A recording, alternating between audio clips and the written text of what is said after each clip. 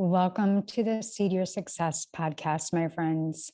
It has been a very busy 4 months of many summits talking about the future of humanity and AI and how you can truly productize your genius and create tiny prompts for big change through tiny transformations.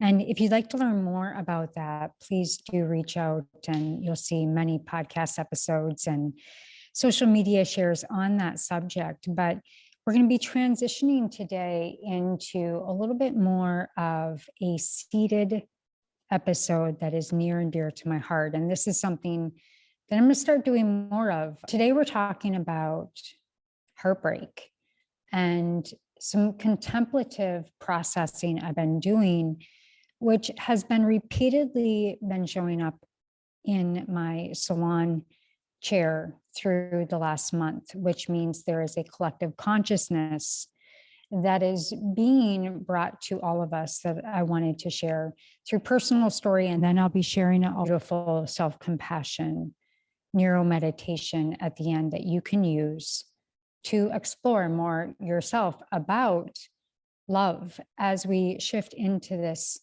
next new earth. You are born for a time such as this has been shown to me in this current time, outside of time and space, of the precipice of the next phase of our journey together and the leadership and the positioning. And you are being called as well. Nobody is exempt from this next phase of consciousness, as well as the transition on Earth as human beings. So I wanted to talk about transcending tragedy and really rebuilding resilience with deep love and through our heart space. And I'm not someone to over spiritualize things.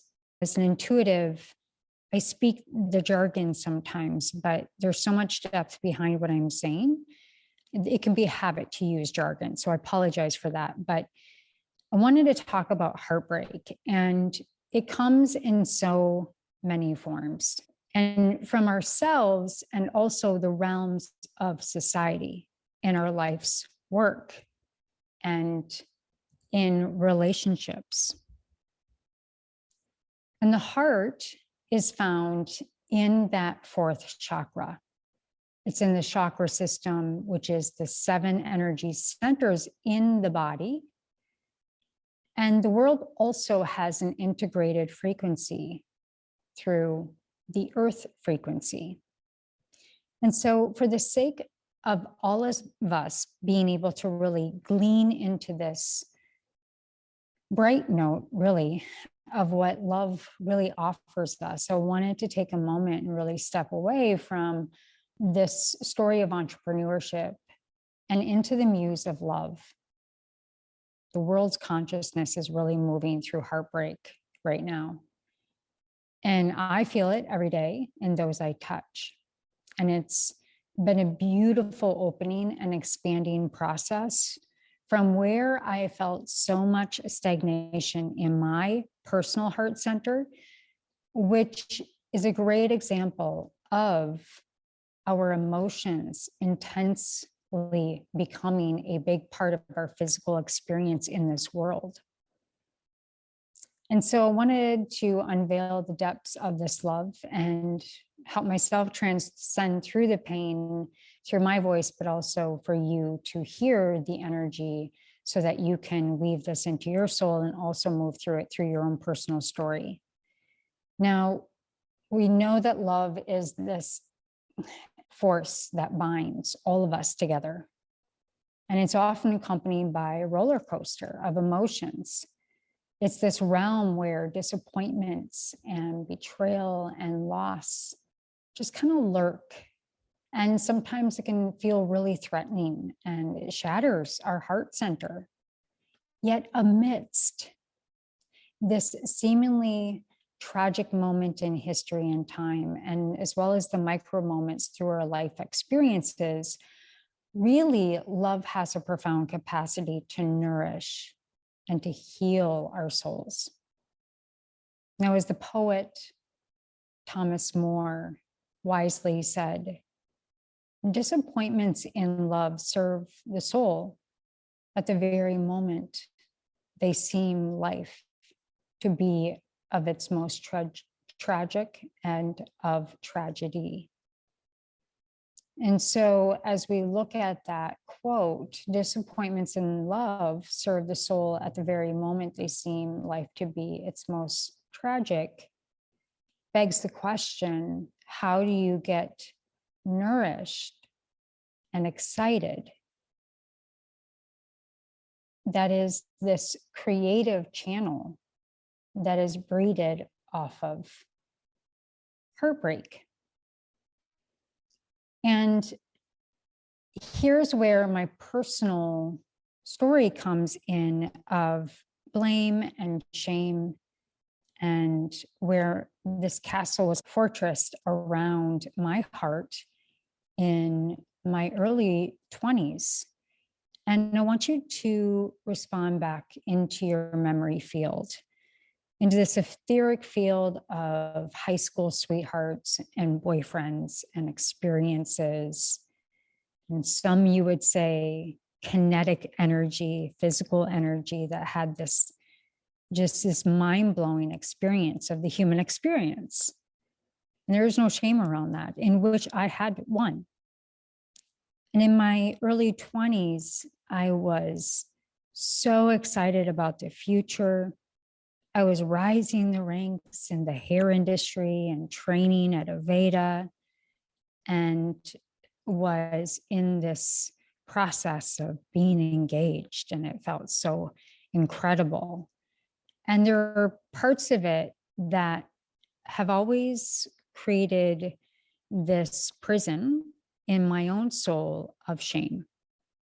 And so as you reflect on your own stories, I would always blame myself, and unconsciously it put up this shield around me of the story. So now is where we tap into that narration of what's going on underneath what's being said, but is there in the unconscious that you turned away this love in your life. That was it. Like, you turned away. You don't deserve, you don't, et cetera, et cetera. Just fill in the gaps of whatever it is, of a shame or a blame or a relationship that didn't plan out. It's not your fault. It's not their fault.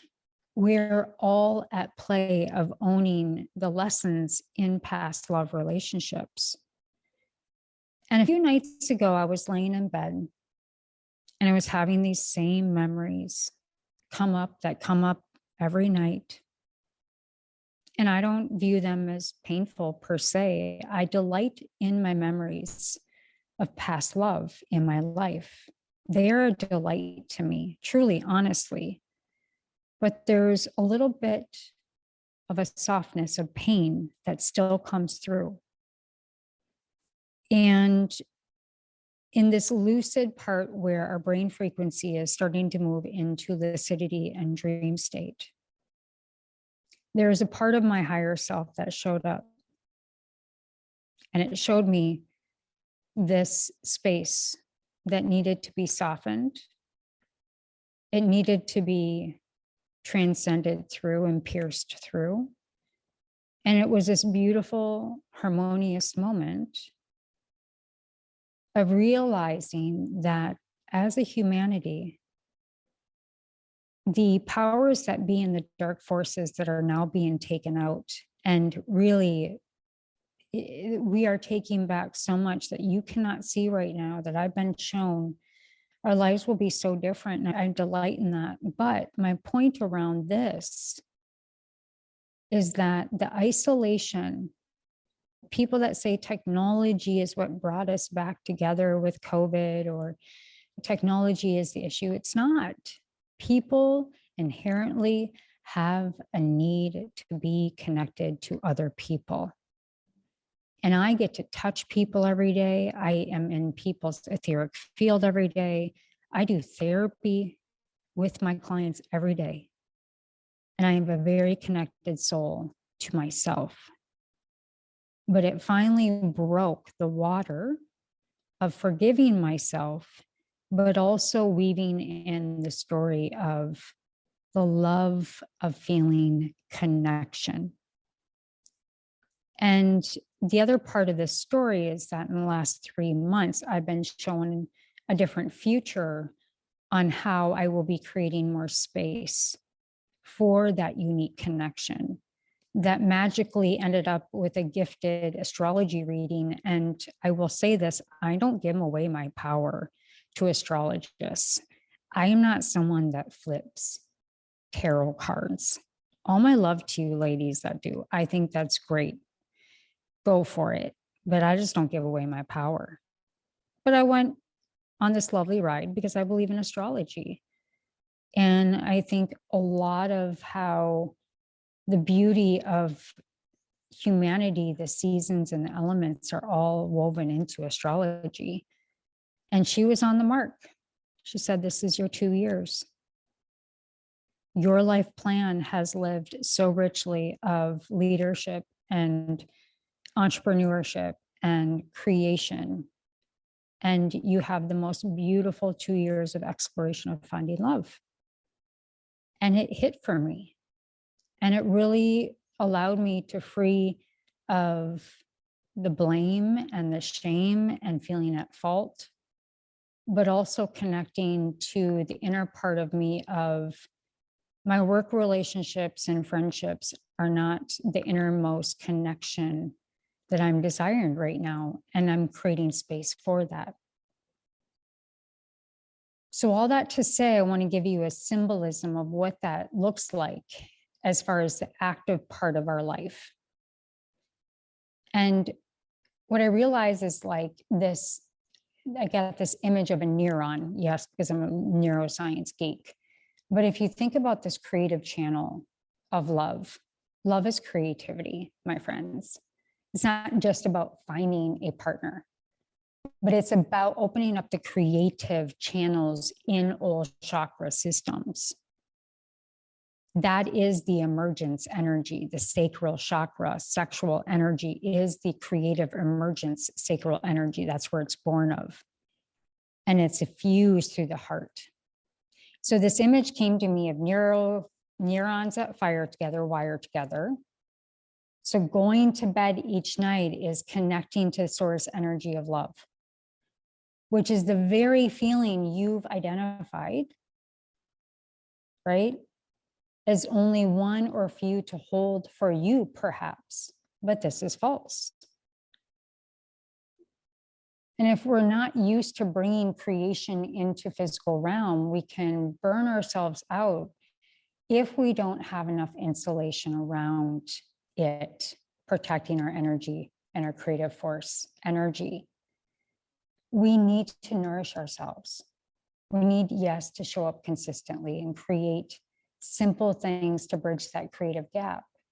And once we do that a few times, we start to create this strong cylinder of a creative art form and situations and a portal down into the earth that is so well insulated that you just start manifesting and creating from this strong cylinder of strength and warmth and knowingness. And you reach down into that well of love and pull it back up. You are then the manifester. And what we know is love is a magnifier. So imagine love as a superpower bestowed upon us. It's a gift of immeasurable strength and vulnerability. Each and one of us has been chosen to wield this power.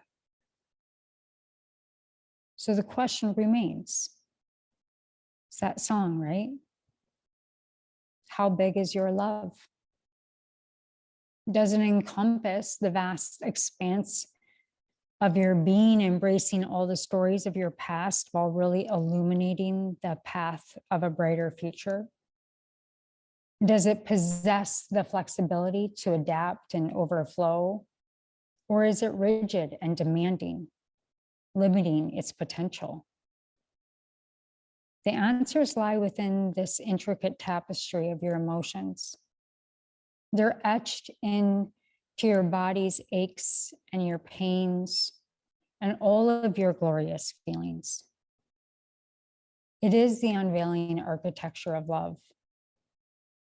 And within you, you have a unique architecture of relationship that is an intricate framework composed of your past experiences, your current present yearnings, and these profound archetypes awaiting this expression in life and love that is going to be in this next phase of our world. And that is going to be what shapes how you perceive, how you navigate, how you do relationships in a profoundly influencing and new depth of love. So I want to encourage you to delve into these intricacies, move into this architecture, rebuild the neurons that fire together and wire together. These are the aspects that unlock the secret to understanding this boundless potential of our love. And then use it as a catalyst, all that pain as a catalyst for growth. Because the pain that we encounter in love has this transformative quality, pushing us to really delve deeper within ourselves and confront the parts of our souls that yearn for healing and growth. I shared my story. And while pain may initially seem like a tragedy, it is through this crucible that the soul is refined and emerges stronger.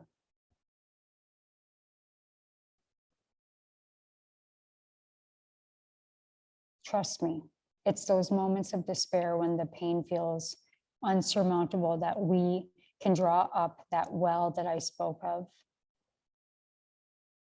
And by remembering our souls are timeless, they're interconnected, we gain the resilience to overcome the temporary hardships that we encounter through love. It is embracing that internal fire within that we find the solace and discover the profound depths of our love. So allow the realm of love and pain and joy to intertwine. Create this beautiful neuron of creating this tapestry of emotions that shape your very existence by understanding that the architecture is about to change of this world. And isn't that beautiful?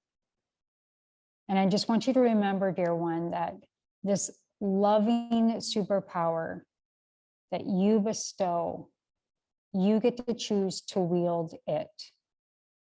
Let your love expand, let it overflow and heal you first.